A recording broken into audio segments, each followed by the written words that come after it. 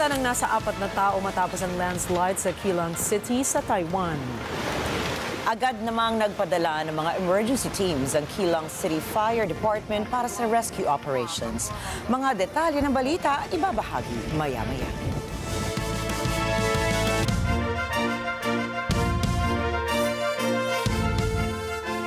Magandang gabi, ako po si Ricky Matay. At ako si Nina Richie Aragao Flores. Ito po ang mata ng Agila International. At para naman sa mga headlines ngayong gabi. Inflation rate sa Pilipinas bahagyang bumilis sa 3.9% nitong buwan ng Mayo. Lahar mula sa Bulkang Kanlaon umagos dahil sa pagbuhos ng ulan. Narendra Modi nagwagi para sa ikatlong termino. BJP kailangan pa ng 30 seats para mabuo ang mayorya. Paglilitis kay Hunter Biden nakatuon sa usaping drug at gun charges. And world number 1 Novak Djokovic bigong umatras sa French Open dahil sa knee injury.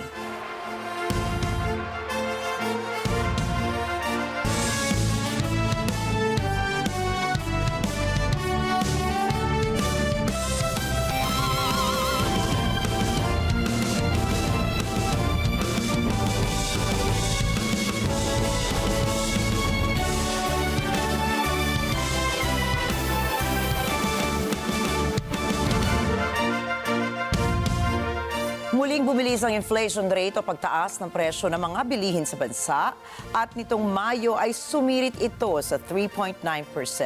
Ayon po yan sa datos ng Philippine Statistics Authority o PSA. Ito na ang ika-4 na sunod na buwan na bumilis ang inflation. Paliwanag ng ahensya, pangunahing nag-ambag sa inflation ay ang pagtaas sa presyo ng bayarin sa housing, tubig, kuryente, gas at iba pang fuel sections o sectors, kasama na rin ang nasa transport sector. Bumaba naman ang bahagda ng food inflation mula 6.3% sa 6.1% dahil sa pagbaba ng presyo ng gulay, bigas, isda at iba pang seafood, gayon din ang ibang uri ng pagkain. Samantala, pasok naman ito sa pagtataya ng Bangko Sentral ng Pilipinas o BSP na 3.7% hanggang 4.5% forecast sa naging target ng gobyerno na target range na 2 to 4%.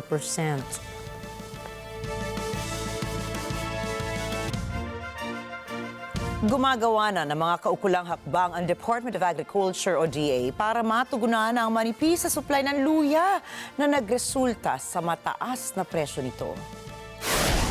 Ayon kay Agriculture Undersecretary Ching Caballero, ang lokal na demand para sa luya ay nasa 130,000 metric tons, subalit 2% lamang nito ang locally produced.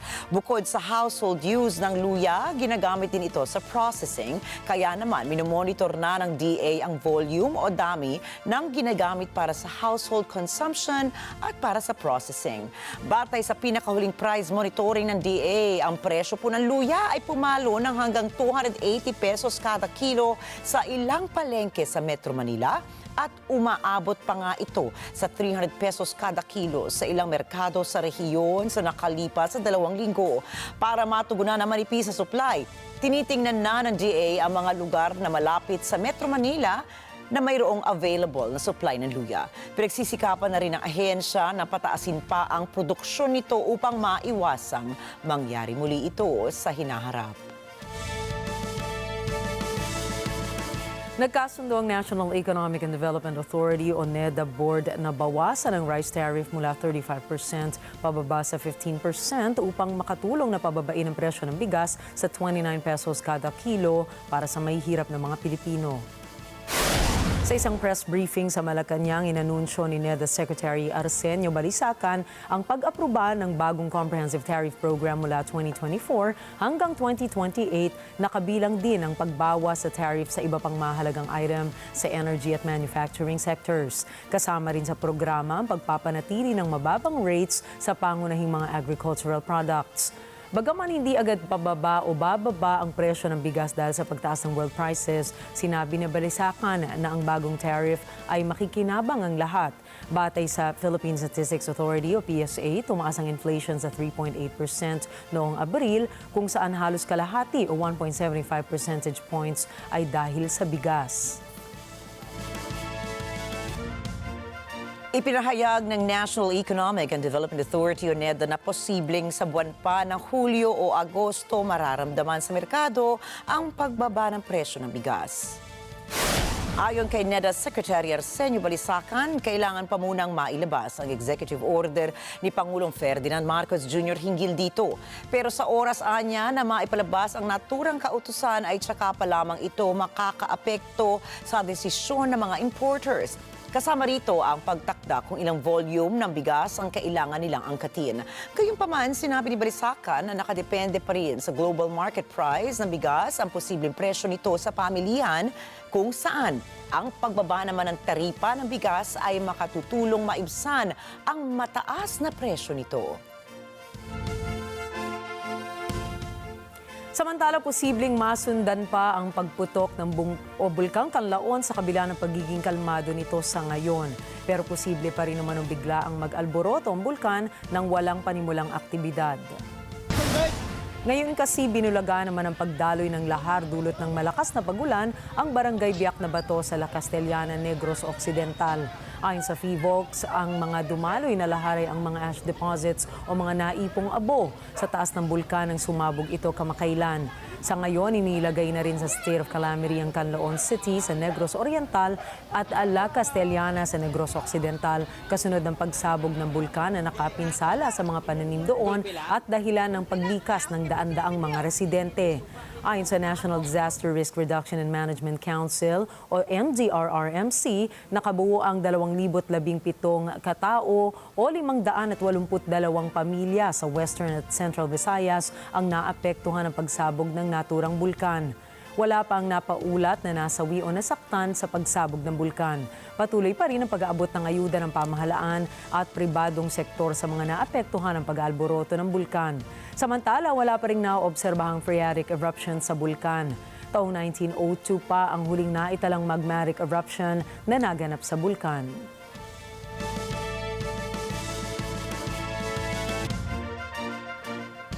Target umano ng Philippine Coast Guard o PCG na magkaroon ng regular na maritime exercises kasama ang United States at Japan Coast Guard sa West Philippine Sea. Ito ay upang maipakita ang commitment ng PCG bilang kaalyado sa pagpapanatili na malaya at ligtas ang disputed waters.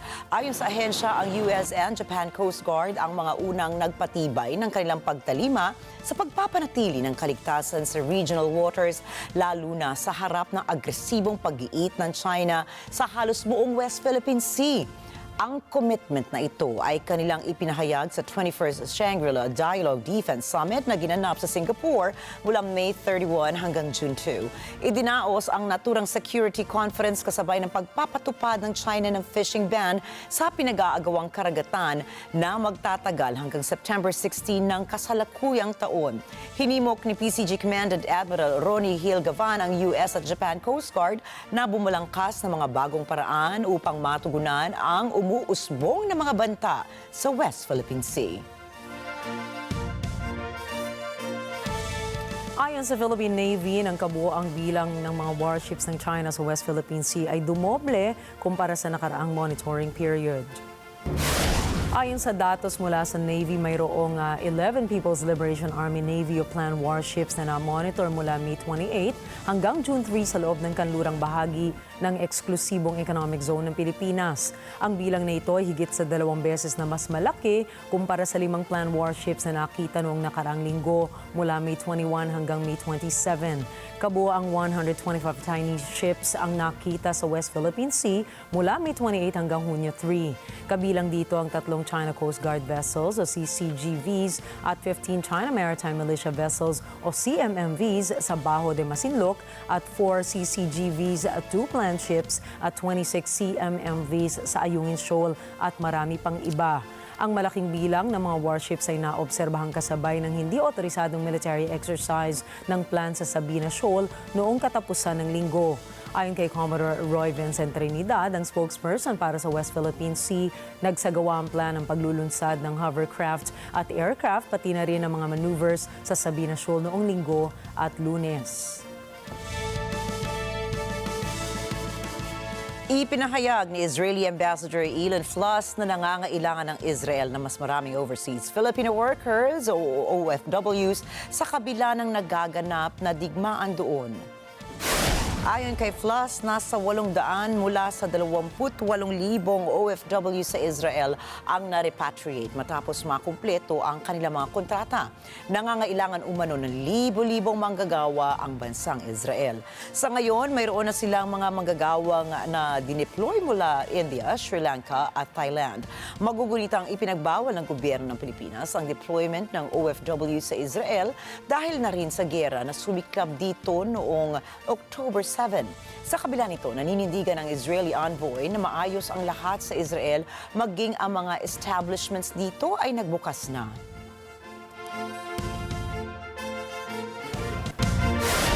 Susunod, Prime Minister Modi sigurado na ang pangatlong termino. Russia ituturing na legitimate target ang French military trainers. At kontrobersyal na batas sa Louisiana na ipasa na sa Kongreso. Mga detalye ng mga balita sa pagbabalik ng Mata ng Agila International.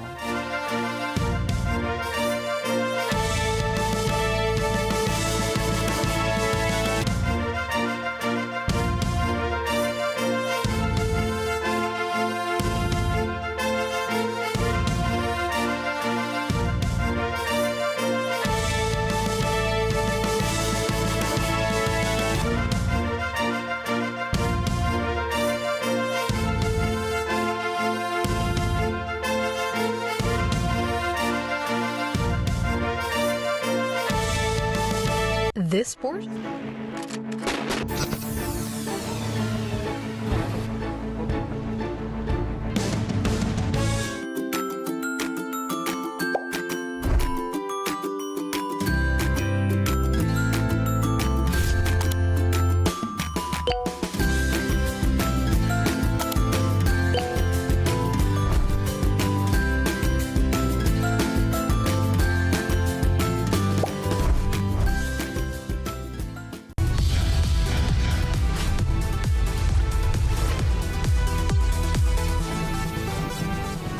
Sa kasulukuyang henerasyon, marami na ang nag-viral. Dahil po yan sa kanilang ginagawang pagtulong sa kapwa. Pero mas marami ang tumutulong kahit walang nakakakita. Kaya naman kung ikaw ay may kilala na grupo o individual na may natatanging pagresponde sa lipunan at maging sa kalikasan, mag-text lamang sa 0915-415-1035 o mag-email sa responde@net25.com at magpadala ng mensahe sa ating Facebook page at Net25TV. Baka kayo na ang susunod nating Certified Key Responder. Let's net together. Sa Net25. Sa Net25.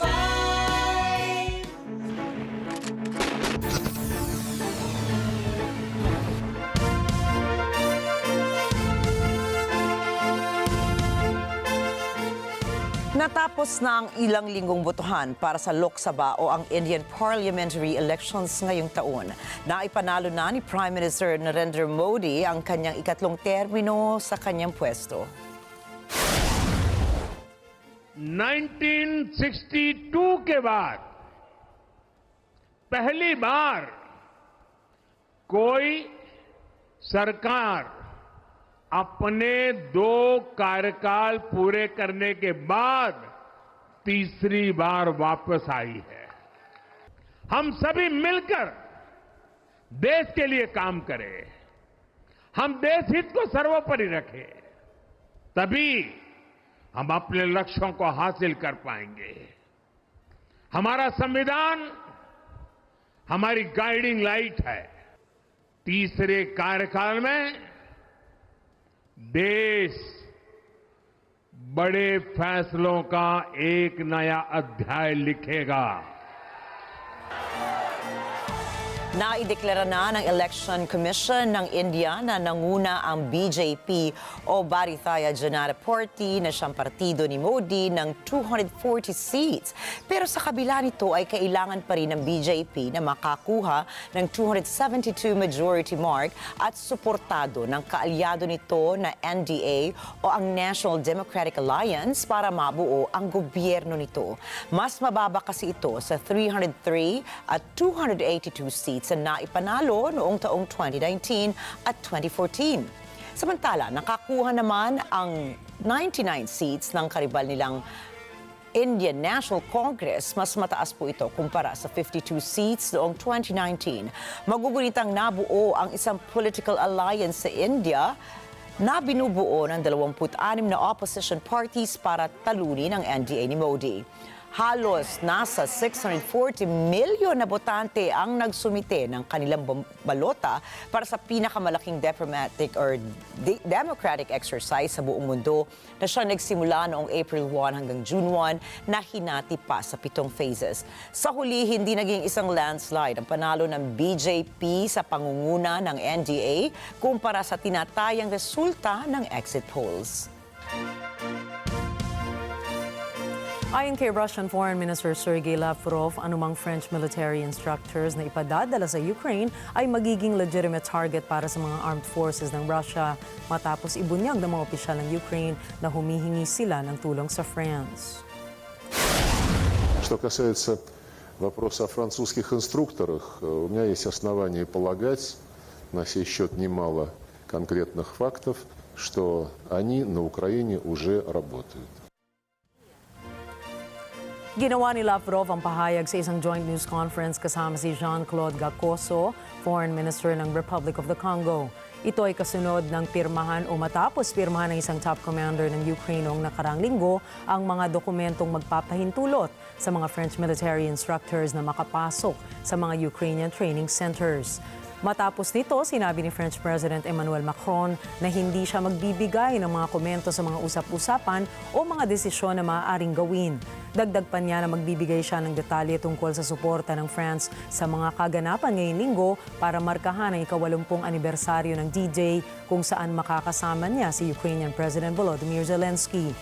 Sinabi naman ng opisina ni Macron na hindi sila magkokomento sa mga pahayag ni Lavrov at wala pang ebidensya na may mga French instructors nga sa Ukraine.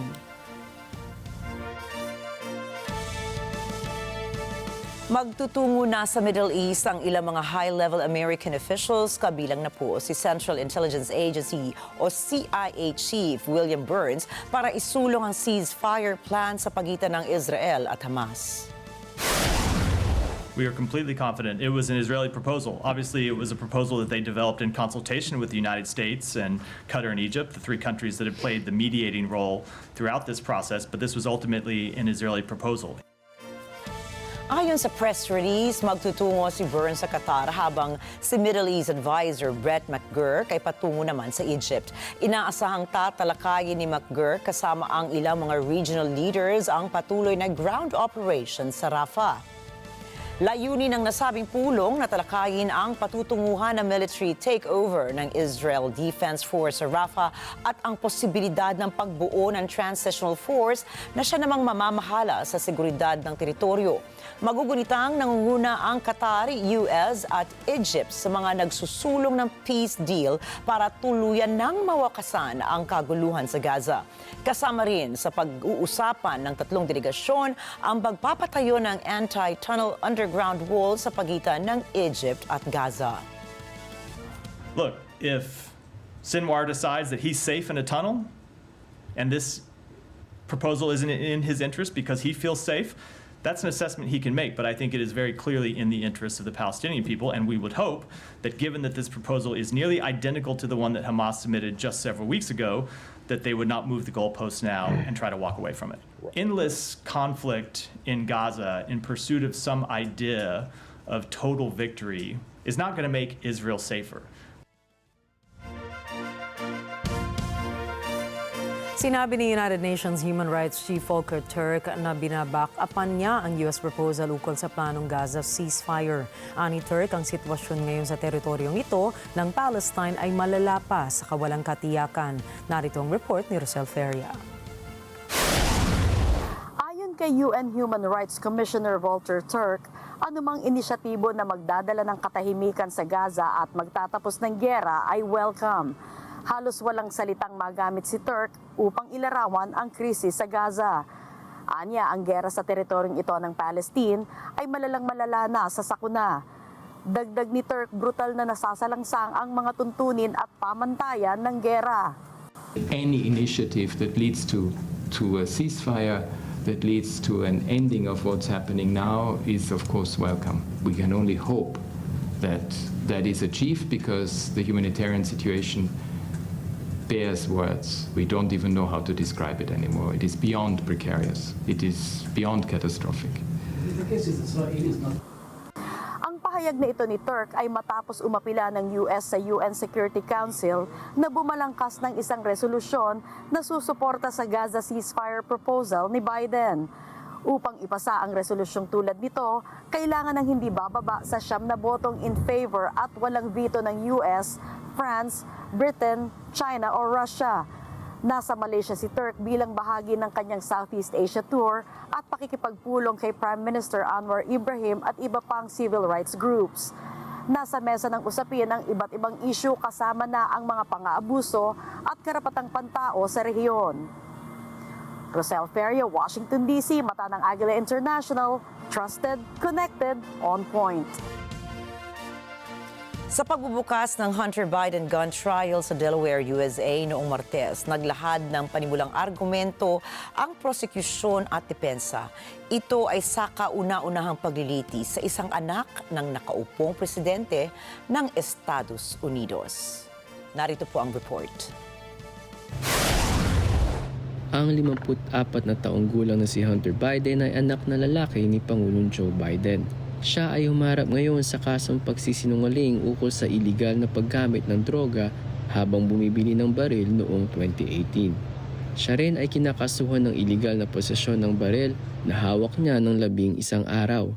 At sa pagbubukas ng pagdinig ng kaso noong Martes, narinig ng jury ang pagsasalaysay ni Hunter ng kanyang paggamit ng droga. Pinarinig ng prosekusyon ng ilang bahagi ng memoir ni Hunter na Beautiful Things na siya mismo ang nag-record. Sa audiobook, maririnig si Hunter na dinedetale kung paano siyang nalulong sa droga. Samantala, sinabi ni Prosecutor Derek Hines na walang sino man ang mas mataas sa batas. Sino ka man, ano man ang pangalan mo. Anya, pinili ni Hunter na iligal na bumili ng baril habang siya ay lulong sa droga.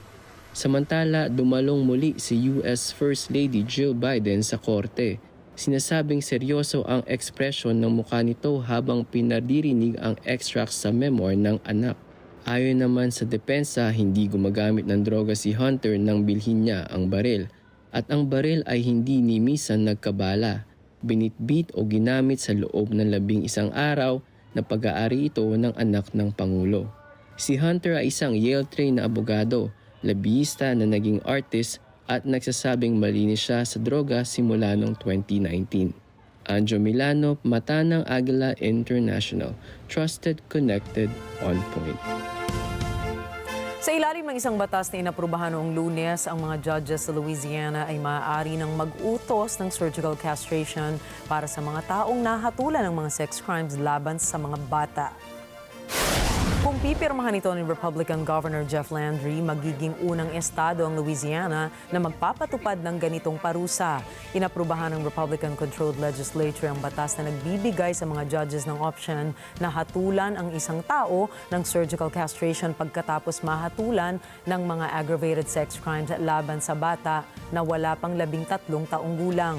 Ilang estado, kabilang ang California, Florida at Texas ang may mga batas na nagpapahintulot sa chemical castration at sa mga estado na ito, maaaring piliin ang mga kriminal ang surgical procedure kung mas gusto nila ito. Subalit ayon sa National Conference of State Legislatures, walang estado na nagpapahintulot sa mga judges na magpataw ng surgical castration na mas invasive kesa sa chemical castration. Ang panukalang batas ay nakatanggap ng matinding suporta sa parehong kapulungan ng Republican-dominated chambers at ang mga boto laban dito ay pangunahing nagmula sa mga Democrats. Gayunpaman, isang Democratic lawmaker, si Senator Regina Barrow, ang nagsulat ng batas na ito. Ipinag-utos naman ni US President Joe Biden na pansamantalang isara sa asylum seekers ang border nito sa Mexico. Ito ay sa tuwing lalampas na sa limit ang bilang ng illegal migrants na tumatawid papasok na Amerika. Jeff Sanidad para sa report. Lumagdanan ng isang executive order si President Joe Biden na nagbabawal sa illegal migrants na makakuha ng asylum dito sa Amerika. Ito ay sa tuwing lalampas na ng 2,500 ang mga aplikante kada araw. Sila ay madaling ide-deport pabalik ng Mexico. Today, I'm announcing actions to bar migrants who cross our southern border unlawfully from receiving asylum. Migrants will be restricted from receiving asylum at our southern border unless they seek it after entering through an established lawful process. This action will help us gain control of our border, restore order into the process. This ban will remain in place until the number of people trying to enter illegally is reduced to a level that our system can effectively manage. We'll carry out this order consistent with all our responsibilities under international law, every one of them. Ang mga bagong paghihigpit ay inaasahang ipatutupad sa lalong madaling panahon. Ang bilang ng mga dagsa-dagsang undocumented migrants na tumatawid papasok sa US ay lumampas na ng malayo sa limit. Bubuksan lamang ang border para sa asylum seekers kapag bumaba na ang bilang sa 1,500 kada araw. Kadalasan, ang mga migranteng naghahangad ng asylum ay humaharap sa peligro o persekusyon dahil sa lahi, relihiyon, nasyonalidad, opinyong politikal o bilang miyembro ng isang partikular na social group. Marami sa kanila ay naghihintay na iproseso ang aplikasyon. Subalit ayon sa mga kritiko, karamihan sa mga tumatawid ay dahil sa kahirapan at sakaling makapasok na ng US, dadayain ng sistema para makapanatili. Jeff Sanidad, Washington DC, mata ng Agila International. Trusted, connected, on point. Susunod, kalahati ng populasyon ng Argentina nakararanas ng kahirapan. Empleyado ng Google inilabas ang bagong video ng Nintendo game. At Novak Djokovic hihinto pansamantala sa laban sa French Open. Detalye ng mga balita sa pagbabalik po ng Mata ng Agila International.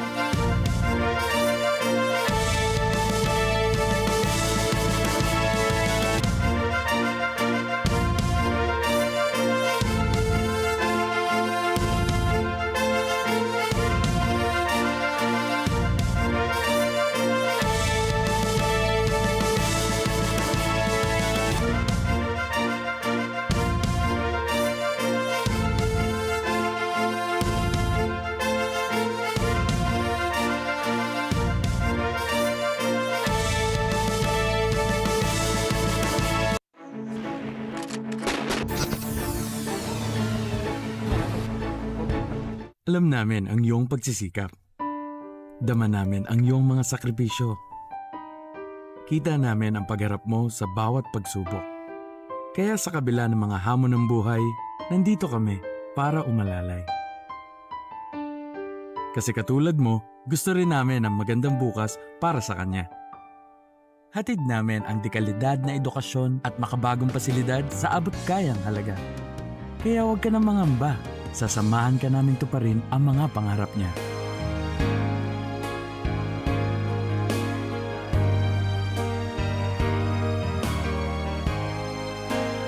Maaasahan mong sulit dito ang mga pinagsikapan mo. Sa aming mga makabagong pasilidad at sistema ng edukasyon. Mailalabas natin ang aking talino at mga kakayahan niya. Kahit sa munting halaga, makakasiguro ka na makakasabay siya sa mabilis na pag-ikot ng mundo. Sa new era, karamay mo kami sa bawat hamon. Kaagapay mo kami sa bawat hakbang. Kasama mo kami sa bawat ngiti. at tagumpay.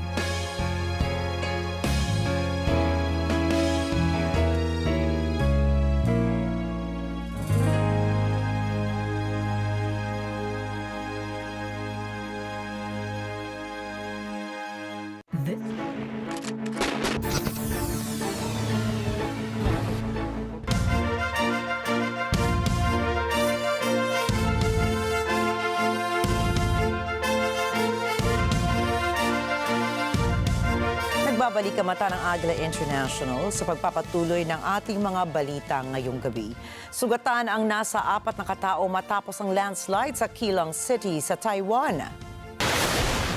Ayon sa lokal na ulat, naganap ang insidente dakong 2:30 ng hapon sa Beining Road. Rumisponde naman ang Keelung City Fire Department para mag-dispatch ng nasa 23 emergency vehicles at 43 katao para tumulong sa rescue operations. Nasa 9 na sasakyan at mga trucks ang napag-alamang naipit sa ilalim ng mga debris ng naganapang landslide. Ayon sa Highway Bureau officials, pinaniniwala ang lindol na tumama sa Hualien County ang naging sanhi ng landslide sa lugar. Buhat na rin ng naging malakas na buhos ng pag-ulan sa mga nakalipas na araw. Sa Istanbul, libo-libong dumalo sa tinatawag na Justice Rally upang labanan ng isang draft bill na naglalayong patayin o euthanize ang mga asong kalye. Nagbabalik para sa report si Jeff Sanidad. Suot ang t-shirts at hawak ang mga banners na may imahe ng mga aso, nananawagan ng mga demonstrador na huwag patayin ang mga asong kalye. Ito ay matapos maglabas ng panukalang batas ang Istanbul na i-euthanize ang mga asong pagala-gala sa daan upang mabawasan ng mga insidente kung saan nakakasakit ang mga aso. Ayon sa isang demonstrador, tunay na masama ang kanyang loob at umaasang huwag makapasa ang panukalang batas na ito. Bago anya kolektahin at patayin ng gobyerno ang mga ligaw na aso, bakit hindi raw muna nito hulihin ng mga taong lumalabag sa batas? İnşallah geçmez. Başka da bir şey söylemek istemiyorum. Çünkü çok üzülüyorum. Ben köpeklerim de var, sokak köpekleri. Kedilerim evde, sokakta beslemeye çıkıyorum. Hep kendi imkanlarımla. Hiçbir yardım, destek almadan. Kesinlikle bunları asla ve asla kabul edemeyiz. Yani toplum olarak hepimiz arkalarında durmamız lazım. O kadar şimdi söylemek istediğim çok şey var ama burada söylemek istemiyorum. Toplanılacak sapıkları toplasınlar. Çocuk katillerini, çocuk istismarcılarını, bayan katillerini toplasınlar. Hayvanlara el uzatmasınlar lütfen. Dagdag naman ng isa pang nagpoprotesta, ipagtatanggol nila ang karapatan ng mga aso na hindi kayang ipagtanggol ang kanilang mga sarili. Sonuna kadar o sessiz canlıların haklarını savunacağız. Kesinlikle uyutulma adı altında yapılacak olan ölüm yasasına karşıyız. Asla kabul etmeyeceğiz. Inakusahan naman ng isang demonstrador ang mga munisipyo na hindi anya tumutupad sa mga tuntunin ukol sa pagkontrol ng mga ligaw na hayop. Banggit pa nito, hindi hudyat ng modernisasyon na mawala ang mga ligaw na hayop sa daan. Bu sokak hayvanlarının olmayışı bir modernlik göstergesi değil. Evet, ben burada sokak hayvanları, agresif sokak hayvanları, sokak köpekleri vardır. İnsanlar belki bundan mağdur olmuşlardır. Ben bunu reddetmeye gelmedim buraya. Ancak bunun sorumlusu yine insanlar. Bu popülasyonu insancıl yöntemlerle kontrol altına almayan belediyeler, 20 yıldır kanunu uygulamayan belediyeler, bu kaynakları buna ayırmayan, başka şeyler için harcayan ya da belki de sadece kendileri için harcayan yerel yönetimler. Jeff Sanidad, mata ng Agila International. Trusted, connected, on point. Sinasabing higit na sa kalahati ng populasyon ng Argentina ang nabubuhay sa kahirapan. At ang pagtaas ng bilang ay hindi mapigil mula pa noong isang taon at lalong bumibilis dahil sa budget slashing ni Pangulong Javier Milei.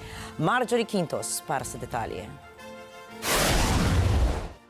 Ayon sa isang social debt monitor, ang bilang ngayon ng mga naghihirap sa bansang Argentina ay nasa 55.5% sa unang quarter ng taon.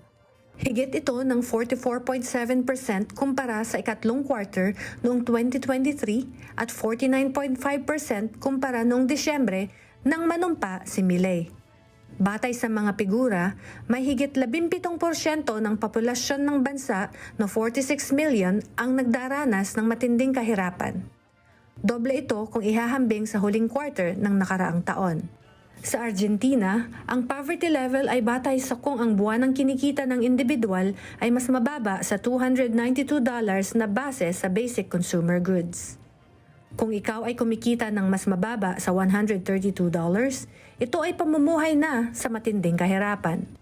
Ang trend na ito ay isinisisi sa epekto sa populasyon ng paghihigpit ni Milei kasabay ng pagtumal ng trabaho at pagtaas ng bilihin.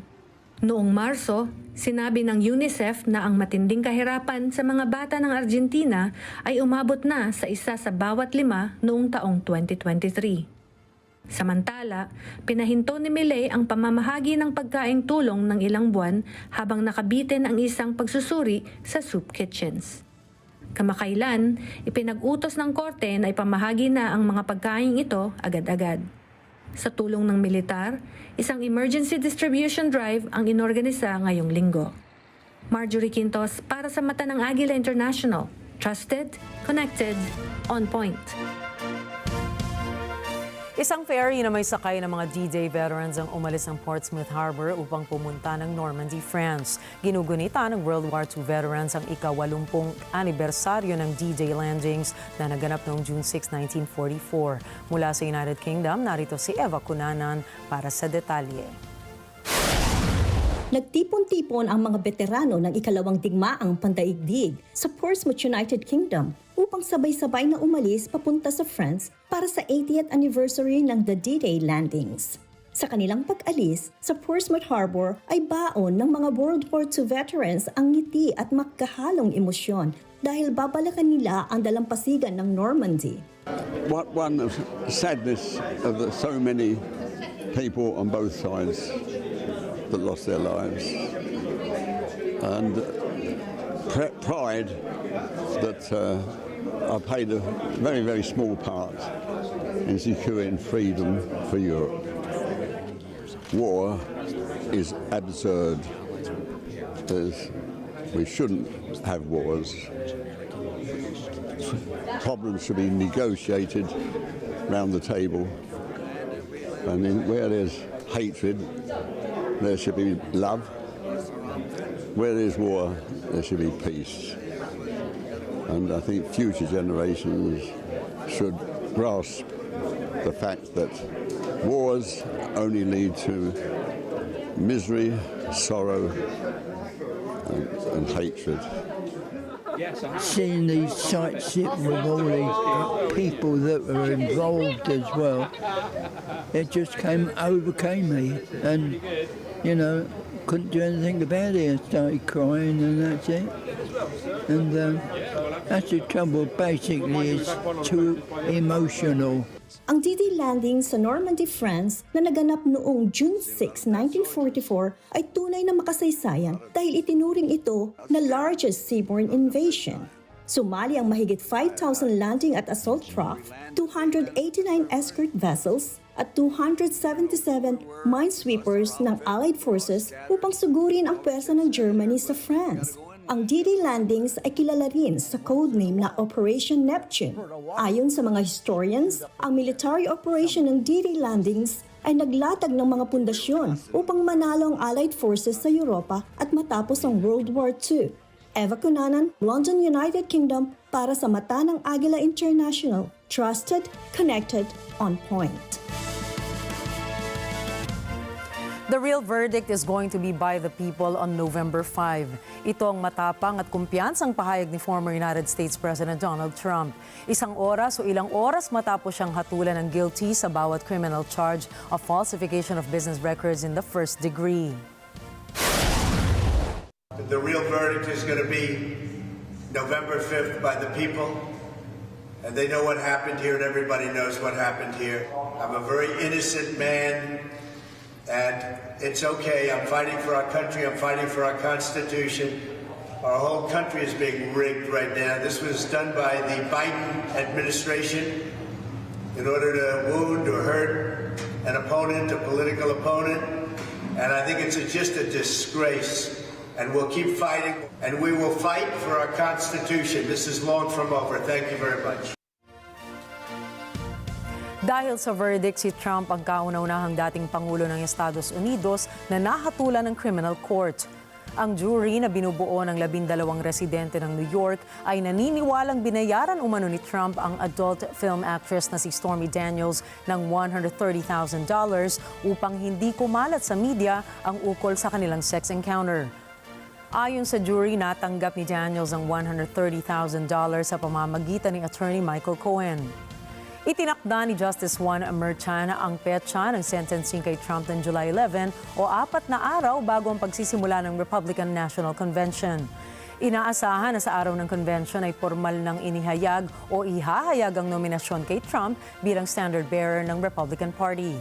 Subalit bakit at paano nga ba nagsimula ang history-making verdict kay former US President Trump?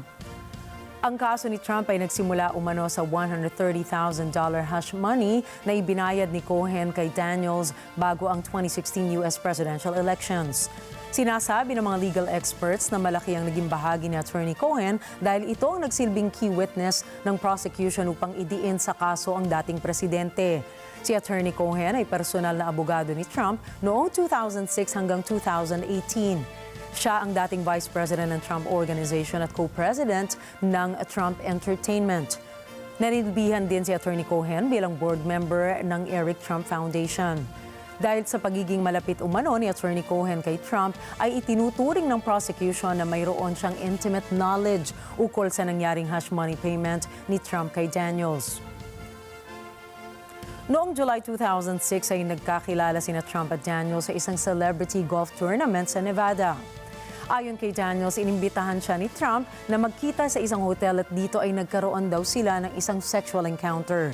Ipinanganak noong March 20, 2006 si Melanie Trump sa Barron, ang bunsong anak nila ni Donald. Muling nagkita sina Trump at Daniels sa Los Angeles at sa New York noong 2007. Taong 2011 naman ay nagdesisyon si Trump na sumali sa bid for the 2016 presidential elections. Nagpasya si Daniels na ibenta sa isang celebrity magazine ang tungkol sa sexual encounter story nila ni Trump. Nagbanta umano si Attorney Cohen na idedemanda nilang magazine kung ilalathala nito ang kwento ukol kina Trump at Daniels. Hindi tinuloy ng magazine ang publication, subalit inileak naman ni Gina Rodriguez ang kwento sa isang gossip blog. Si Rodriguez ay agent ni Daniels. Noong 2015 ay inanunsyo ni Trump ang kanyang 2016 presidential campaign at upang ingatan ang kanyang imahe ay nakipagpulong si Trump kina Cohen at David Pecker, may-ari ng American Media Incorporated o AMI.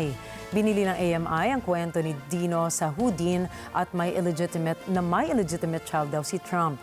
Binili rin ng AMI ang kwento ni Karen McDougal. Ayon kay McDougal, nagkaroon sila ng months-long relationship ni Trump.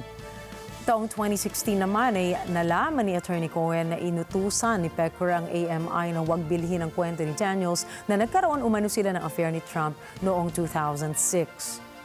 Dahil dito, nagpasa si Attorney Cohen ng paperwork para itayo ang kumpanyang Essential Consultants LLC na siyang bumili sa kwento ni Daniels sa halagang $130,000.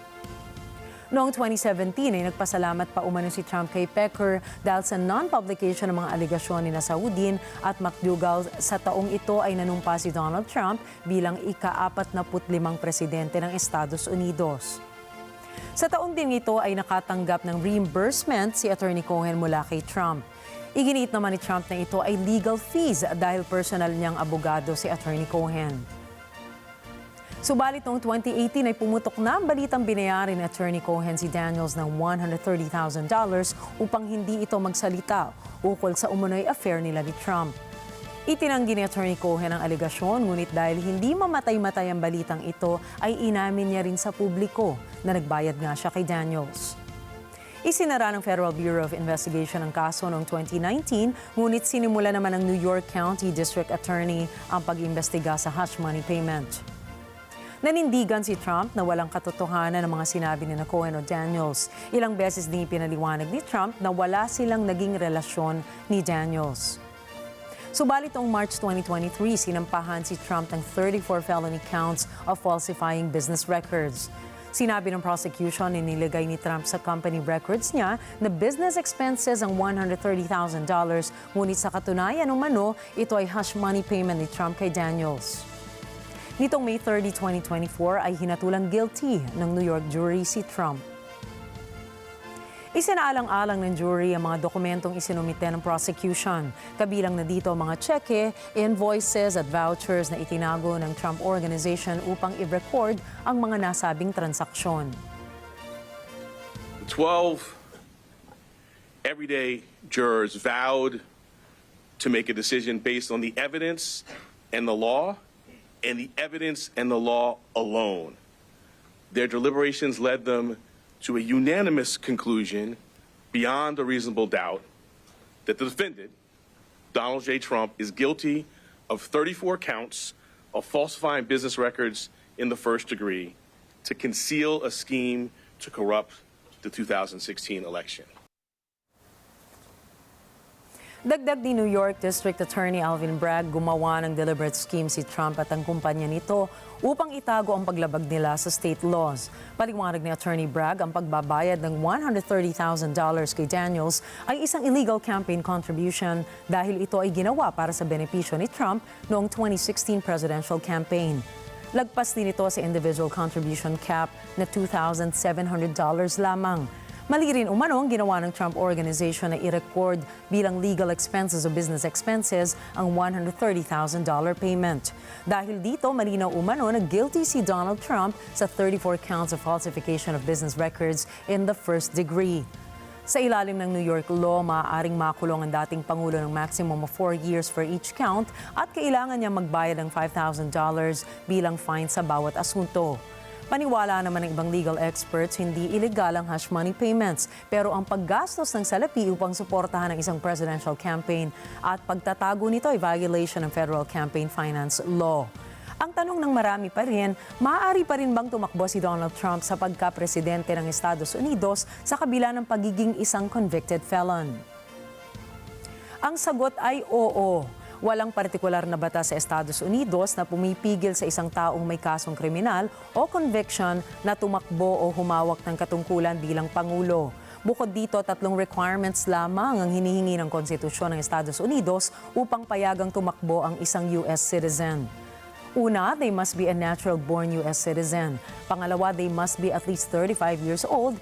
At pangatlo, they must be a U.S. resident for at least 14 years. Nangako ang legal team ni Trump na iaapela nila ang history-making verdict na nasabi. Binagyang diin nila na walang nilabag sa state laws o na state laws ang dating Pangulo at hindi nagkamali ang Trump Organization nang i-record nito bilang legal fees o business transaction ng reimbursement kay Attorney Cohen. Sinabi rin nila na nagsinungaling si Attorney Cohen sa testimonya nito at may mga loopholes ang pahayag ni Daniel sa korte. Naniniwala naman ang ilang legal experts na posibleng hindi makulong si Trump dahil wala itong history ng conviction dati. At dahil sa first-time offender si Trump ay mas malamang na bigyan ito ng probation kaysa ikulong. Subalit kung manalo si Donald Trump sa presidential election ngayong Nobyembre, maaari ba niyang ipardon ang kanyang sarili? Ang sagot po ng mga legal observers ay hindi, dahil ang kaso niya ay sa estado ng New York inihain at hindi sinumite sa federal government. Ang tangi pong makapagbibigay ng pardon kay Trump ay ang New York governor lamang. Kumpiyansa naman si Donald Trump na sa kabila ng kanyang conviction ay marami pa ring susuporta sa kanya. Nagpasalamat din siya sa mga taong patuloy na naniniwala sa kanyang abilidad na maging Pangulo ng Estados Unidos. In America, Trump was found guilty, which I know for fact. Once it goes to the state and it gets out of New York and it goes to the federal, he will win the appeal. So when this trial happened, even for us that are not well educated on a trial, we were smart enough to know that that was a big setup job.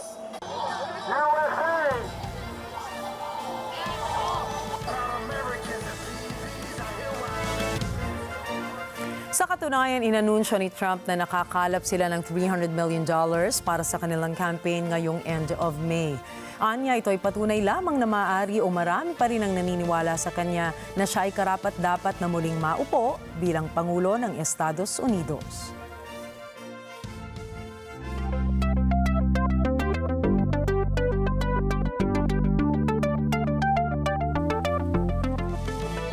Sa iba pang balita, ayon sa ulat ng 404 Media, sinasabing may isang empleyado ng Google na nag-leak ng isang video game ng Nintendo bago pa man ang official release nito. Paliwanag ng pahayagan, ang naturang empleyado umano ay may access sa private YouTube video ng Nintendo. Dagdag naman ng pahayagan, taong 2017 nang naipost ng isang Reddit user ang mga imahe ng trailer para sa unannounced Nintendo game. Sa naturang post, may isang nag-comment na nakuha niya ang imahe hinggil dito mula sa isang kaibigan na nagtatrabaho umano sa Google. Agad namang umaksyon ang Google hinggil dito. Sa kabila naman ito, nai-release ang naturang laro bilang Yoshi's Crafted World noong March 29, 2019.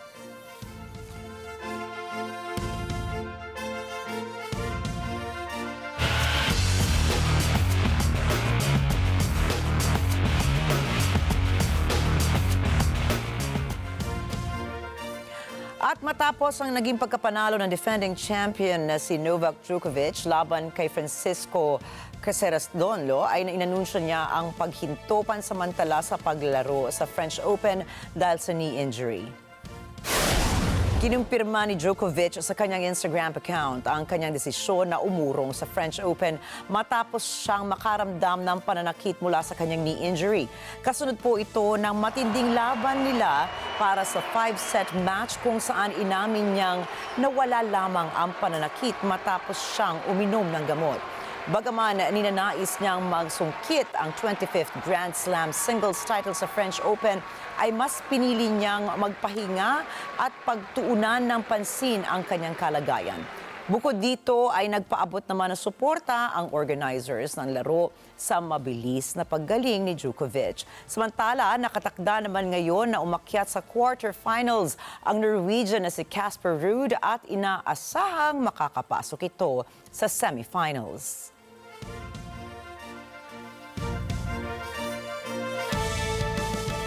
Naku, alam mo yan ang mga kapalit ng pagiging mahusay sa larangan ng sports, ano? Katulad din naman ng mga ibang bagay pa, no? Medyo hihingi ng pahinga o magpaparamdam na yung sistema mo na hindi na katulad ng dati. Sabi nga nila, di ba, ang katawan ng tao, parang makina yan. Pero imagine, kung ang makina na gawa ng tao, kailangan ipahinga. Di ba, ang TV, di ba, hindi naman pwedeng 24 hours na bukas o ang radyo 24 hours na bukas. Kailangan pahinga. Ang ganun din po ang katawan ng tao. So sometimes we have to listen to our bodies also. Exactly. Alam mo, as much as, naku, tumataginting ang mga karangalan na to, di ba? Talaga naman nakaka-proud. Pero hindi kasi puro recognition at mga karangalan ng lahat ng bagay. Ngayon, now more than ever, kailangan i-prioritize natin yung ating kalusugan. Kasi and mental health din, di ba? Mental health din, kasama na yan. Ako. Pero tignan mo naman, ano pa bang kailangan patunayan ni Djokovic, di ba? Yun yung nga. kanyang talagang, kung pag-uusapan lang natin yung mga karangalan, talaga Sobrang naman nakamit dami na naman niya. na, Kaya totoo. naman lahat ay wini-wish siya ng good health and good luck. Tama. Saka babalik pa naman. Hindi At saka napansin mo, kakulay natin siya. Ay, syempre. Parang naramdaman kasi natin. Tignan nga natin kung ano naman ang, kung matching ba natin si Miss Alma Angeles. Pero bago po yan, tandaan na mula Lunes hanggang Biyernes, narito kami para maghatid ng balita sa amang dako ng mundo. Muli, ako po si Ricky Matay. At ako naman, si Nina Richie Alago Flores. Ito ang mata ng Agila International. Para sa mga balitang nangyari sa iba't ibang panig ng mundo, punta naman tayo kay Alma Angeles para sa Net 25 World News. Take it away, Alma.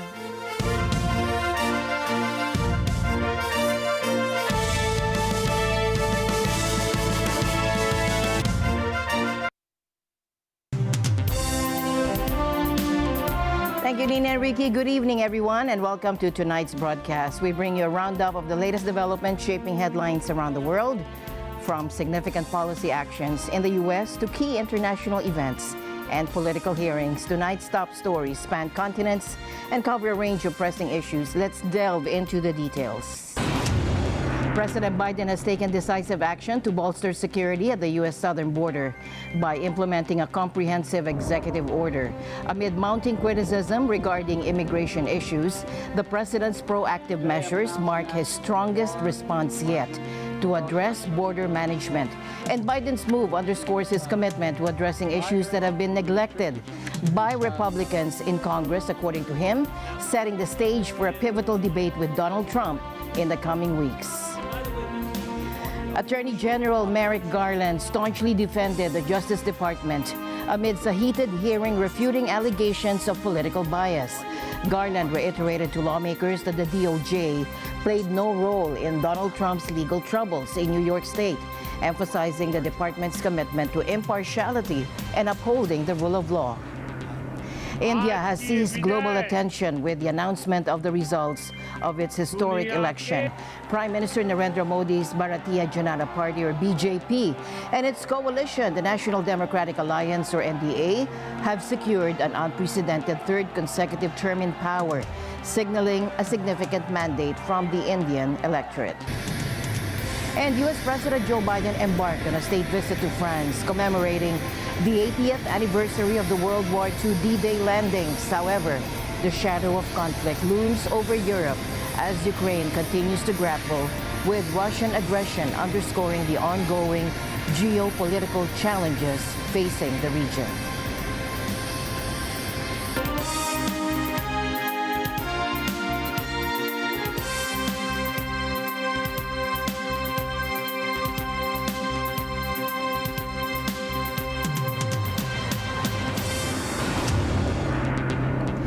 President Biden unveils new border restrictions aimed at protecting America. Let's bring in Jeff Sanidad for more details.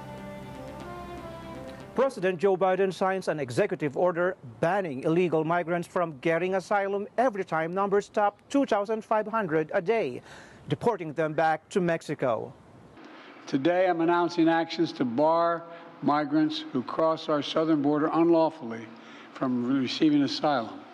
Migrants will be restricted from receiving asylum at our southern border unless they seek it after entering through an established lawful process. This action will help us gain control of our border, restore order into the process. This ban will remain in place until the number of people trying to enter illegally is reduced to a level that our system can effectively manage. We'll carry out this order consistent with all our responsibilities under international law, every one of them. The new restrictions are expected to be implemented immediately.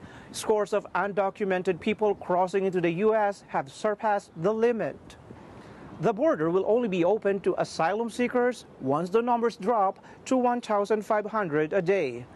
Under normal circumstances, migrants who seek asylum face harm or persecution based on race, religion, nationality, political opinion, or membership in a particular social group. Many of these seekers, however, wait for their applications to be processed. Critics argue, though, that people cross because of economic reasons and then work around to beat the system to remain in the U.S. Jeff Sanidad, Washington, D.C., Net 25, World News. Now, President Biden has used his executive authority to implement stricter controls at the southern border, bypassing Congress. Here's more on this issue. He has signed an order to suspend asylum requests when illegal crossings exceed 2,500 per day. Given the current daily average of over 4,000, this directive is now in immediate effect. Today, I'm announcing actions to bar migrants who cross our southern border unlawfully from receiving asylum. Migrants will be restricted from receiving asylum at our southern border unless they seek it after entering through an established lawful process. President Biden's goal is to address an issue that has made him politically vulnerable and to counter Republican criticism. He emphasized the urgency of taking action and expressed a preference for bipartisan legislation, which he claims Republicans have hindered. However, some Republicans view the president's actions as inadequate. When he signs this executive order, the only question anyone should ask is, why didn't you do this in 2021? Why didn't you do this in 2022? Why didn't you do this in 2023? Why didn't you do this last month or the month before or the month before? How many dead bodies is enough? You want to understand the consequences? Take a look at the 2 police officers in New York who were shot this week by an illegal alien that Joe Biden and the Democrats released. Migrants arriving before the new rules take effect can still seek asylum. The new order will remain in effect until illegal crossings drop below 1,500 per day. There are exceptions for unaccompanied children, and asylum requests at ports of entry are still allowed. Since Biden took office, almost 10 million migrants have entered the U.S., and only 28% of Americans approve of his handling of the border. Yo lo que puedo pedir de mi parte es que le den oportunidad a uno que sea por primera vez uno que viene aquí. Porque de repente uno tiene familia que mantener, tiene hijos, todo eso, y sabe que de gusto no viene acá. Si uno tuviera todo lo que uno necesita, no viniera uno acá. Bueno, yo eso con respeto ya a su decisión, porque nosotros venimos sufriendo mucho, ¿verdad?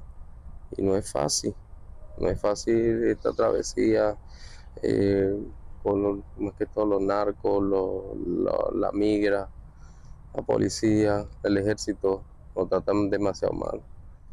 Republicans attribute this to Biden's reversal of Trump-era policies and accused him of using this measure for political gain in an election year. Now, understand what is going on here. This is election year politics.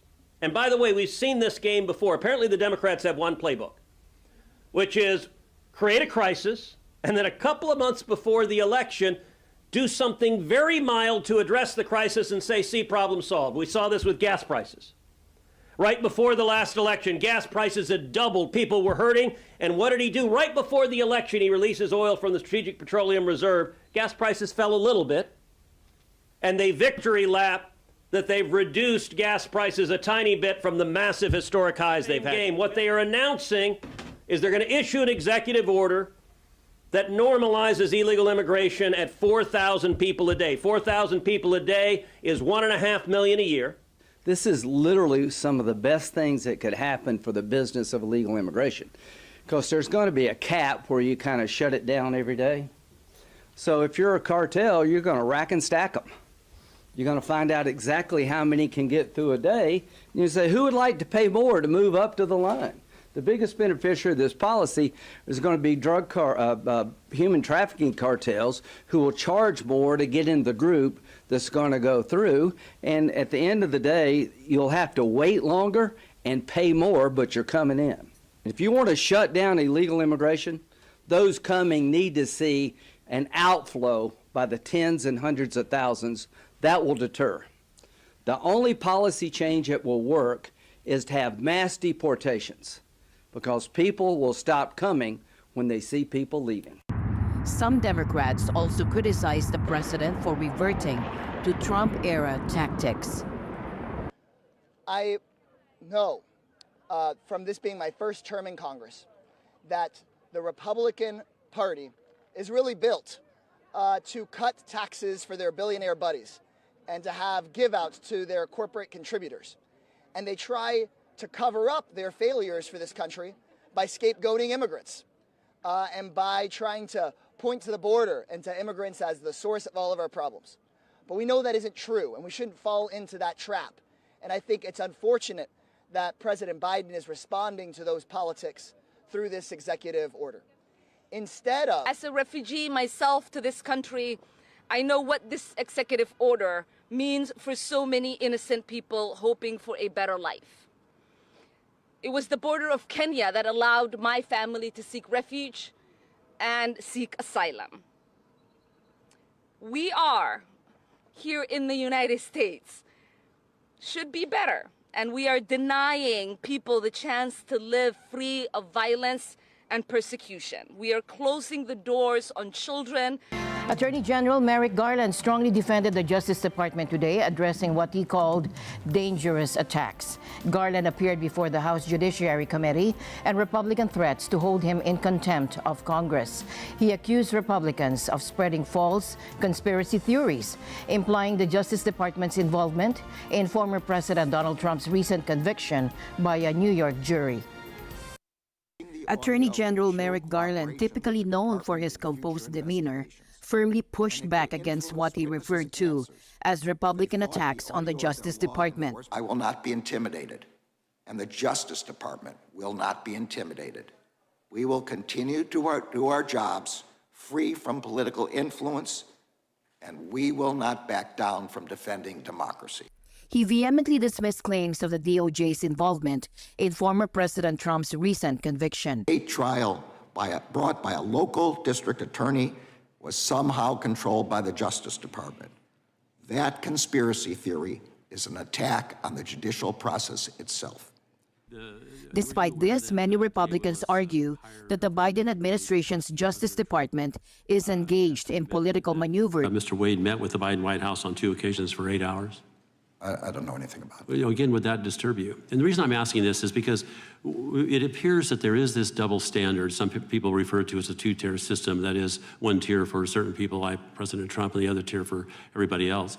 And that disturbs me. Would it disturb you if there was a different type of justice being applied to our former president than that which is applied to other defendants?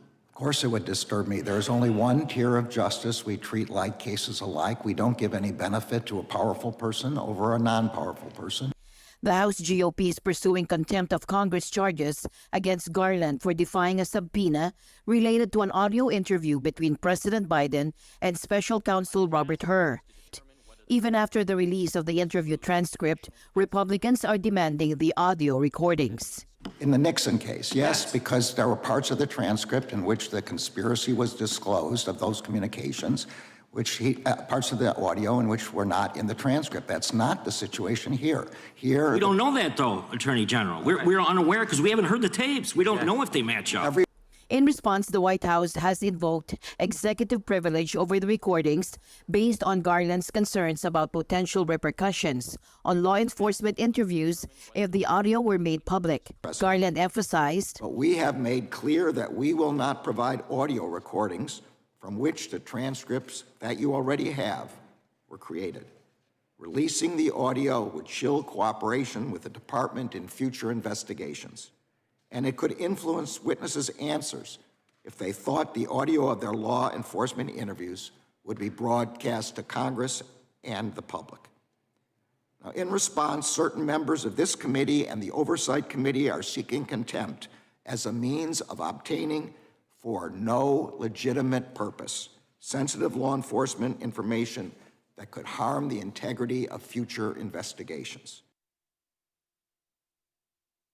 And tonight in federal court, it was revealed that Ipe Mizuhura, former interpreter for Dodgers star Shohei Ohtani, has pleaded guilty to charges of bank and tax fraud.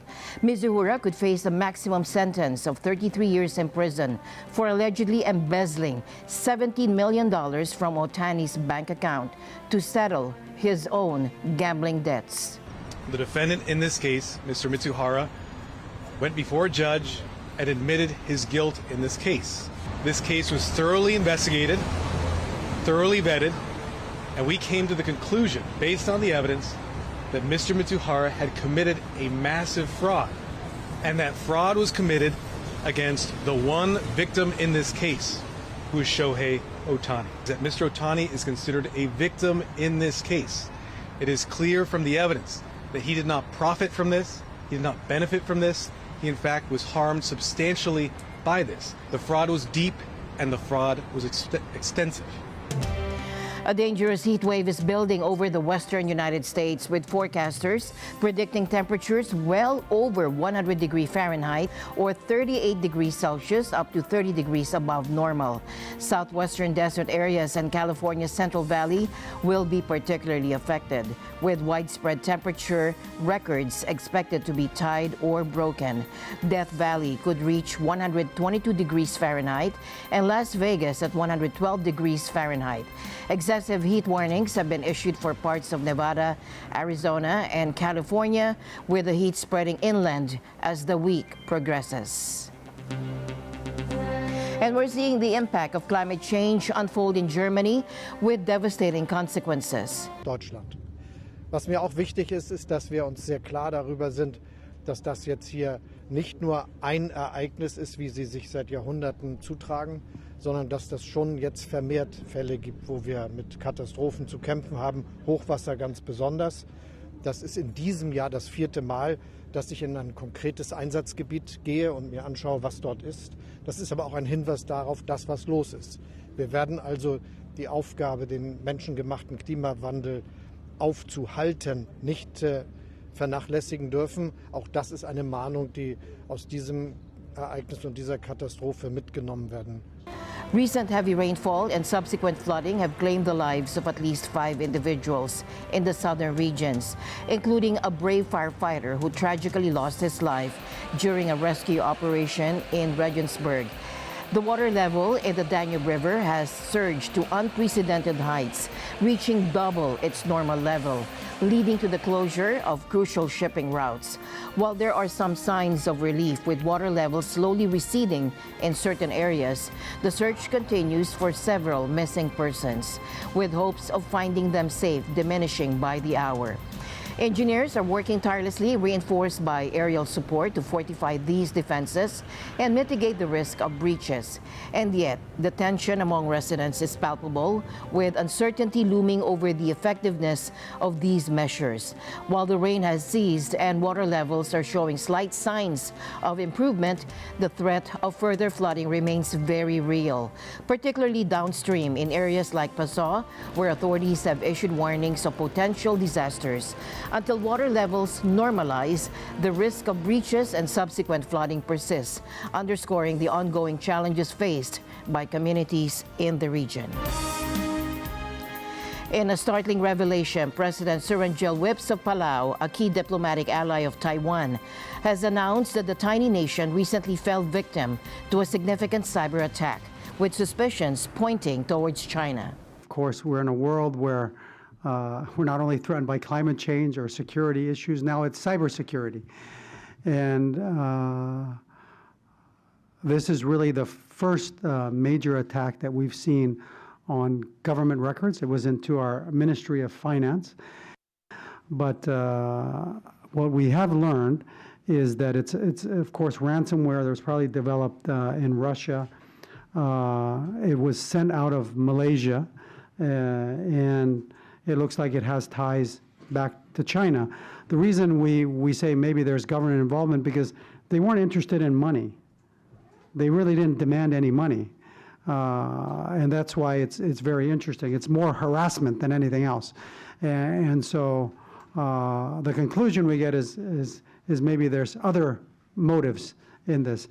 Of course, the day it happened, it affected our payroll system, so we couldn't get out payment wired to people's accounts. So that was one of the challenges we had. Secondly, when you're releasing personal financial information of individuals, that's the harassment I'm talking about. I mean, why are we giving that information to the public? Our assumption, I mean, we don't can't tie a direct link, but it would be clear to assume that state actors would be involved. Because why else would you do it if you were just going to release the information and basically show how vulnerable we are and show our weaknesses? But I guess it's a wake-up call for us. The Pacific Archipelago is among a small group of nations globally that recognize Taiwan diplomatically, a stance contested by China, which claims Taiwan as part of its territory.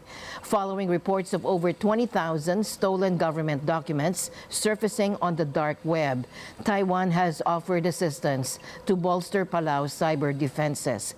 The New York Times reported that a ransomware group called Dragon Force claimed responsibility for the attack. Palau, along with the Marshall Islands and the Federated States of Micronesia, signed agreements with the U.S., securing $7.1 billion in funding over 2 decades for security and economic stability. And these pacts not only benefit the Pacific nations, but also enhance America's presence and interests in the Central Pacific region. Net 25 World News. We'll be right back. Stay tuned.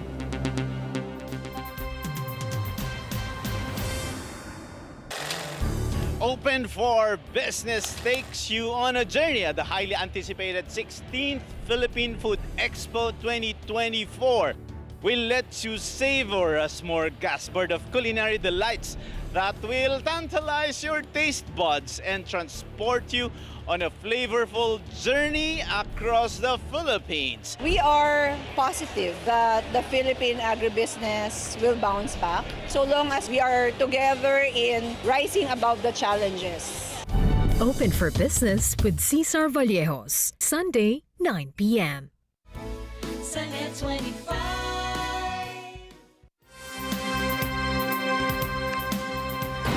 Welcome back. U.S. President Joe Biden embarked on a state visit to France to commemorate the 80th anniversary of the World War II D-Day landings as Europe grapples with the ongoing conflict in Ukraine. Alongside French President Emmanuel Macron, British King Charles III, and Canadian Prime Minister Justin Trudeau, Biden will pay tribute to the Allied troops who sacrificed their lives on June 6, 1944 to liberate Europe from Nazi occupation. And this visit holds special significance for King Charles as it marks his first overseas trip since his cancer diagnosis. Biden aims to underscore America's commitment to democracy and international alliances during his stay, contrasting his leadership style with that of his election rival Donald Trump.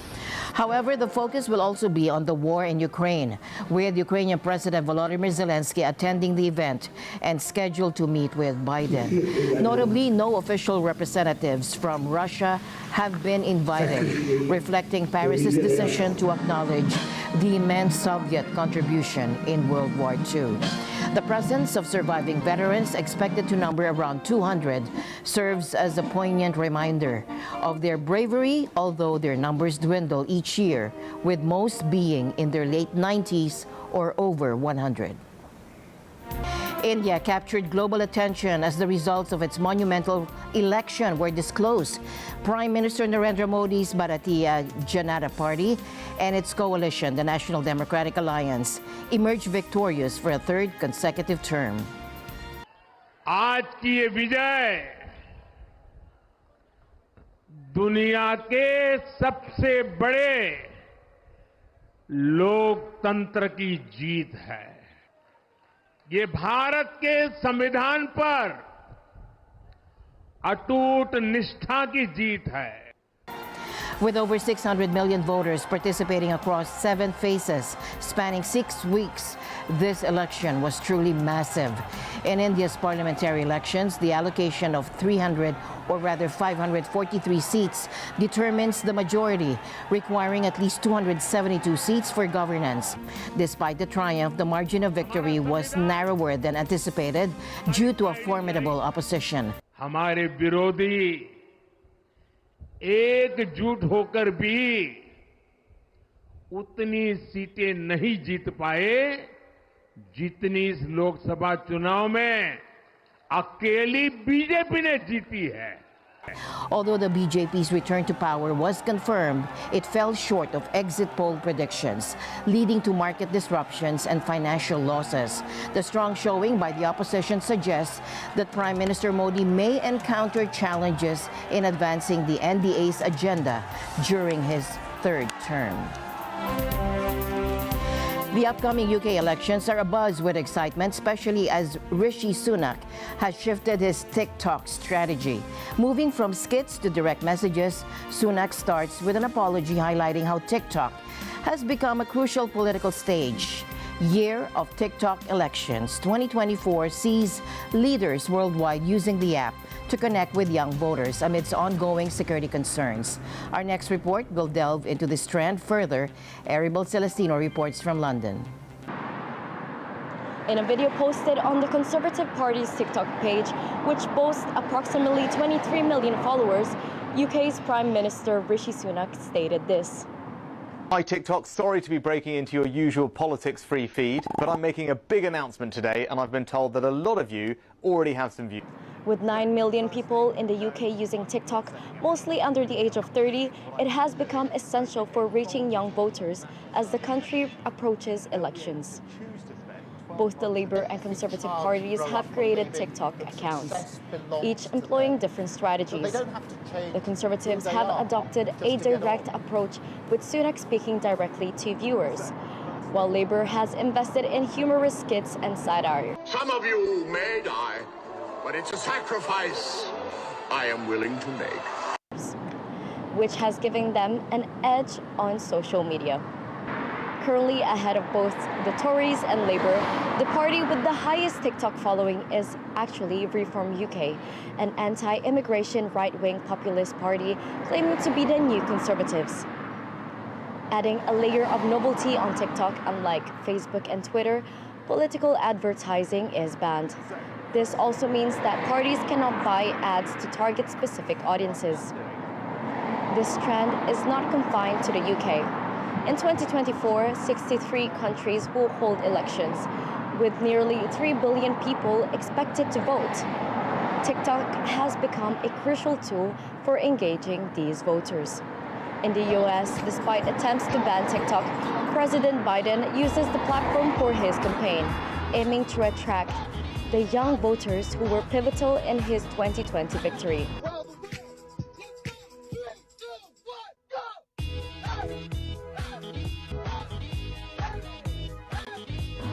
In Pakistan during the elections, Imran Khan's party utilized virtual rallies on TikTok even while he was incarcerated.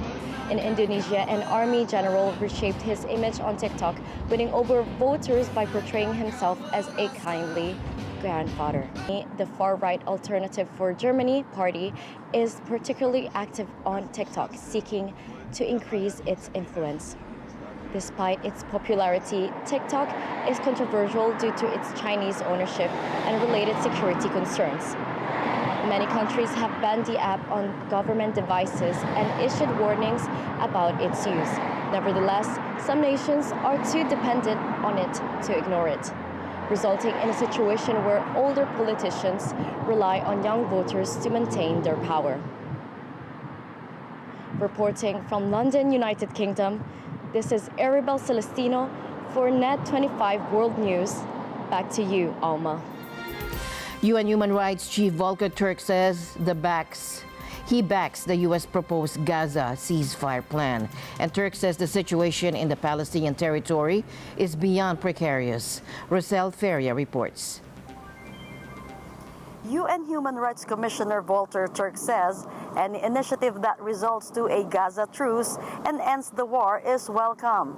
Turk is almost at a loss for words when describing the Gaza crisis.